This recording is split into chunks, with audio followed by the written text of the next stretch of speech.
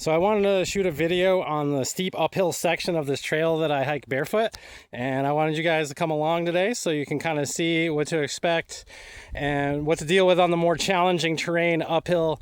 There's probably some more challenging uphill than this one, but this is pretty steep and it goes uphill for, I would say, probably about 4 or 5 minutes. I assume that this video will be, but I'll stop recording at the top and we'll see what happens. It did rain the other day, so there might be a little bit of slipperiness on the mud.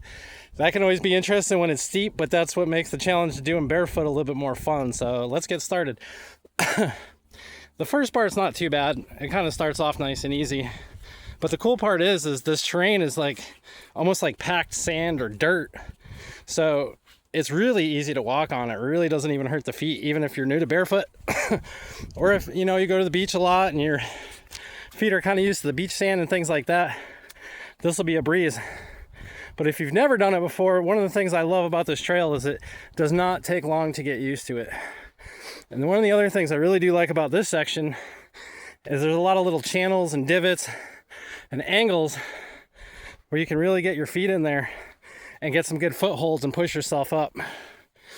I primarily do most of this trail on my forefoot. I don't use my heels a lot because you really don't need to. You feel more engaged in your legs and your core by having the forefoot. Sorry, it gets a little tough. It takes a minute to catch your breath because of anaerobic respiration. When you first start working out, you're using oxygen that you're breathing from the air, part of that cycle. So we want to get to anaerobic, where your body's just starting to use the glucose it's already got for energy. And you can feel that kick in. It's a little steeper than it looks on camera, obviously, but you can move right through this part pretty easily. And you can see it's pretty scenic right here too.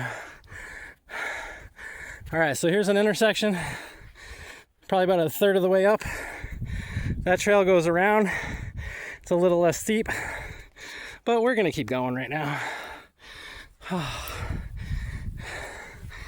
It's nice right now because the dirt is kind of cool. It's not hot, so it feels good on the feet. All right, this part is one of the steepest, most challenging parts to get through. I've come up here right after a lot of rain, and you can barely make it through here on bare feet.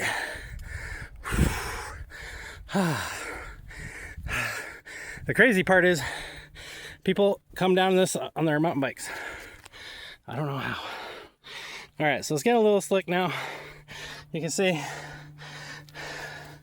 we're moving. Can't really see much that way. I'll get a GoPro probably at some point. But this is all steep, and we just keep pushing through it. I like to stop here for a second, catch my breath, enjoy the view of Carmel Valley, wave hi to everybody, hello everybody in your houses, and then we go back up.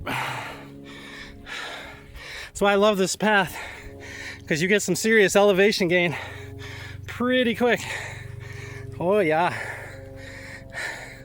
The thing about traction with bare feet is you might not have as much traction as shoes, but you can feel your traction better.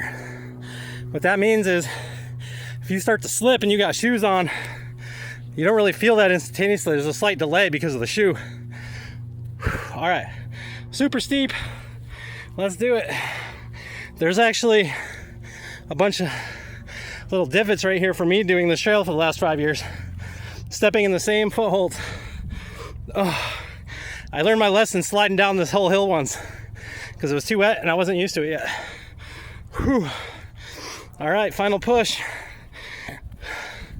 Final push.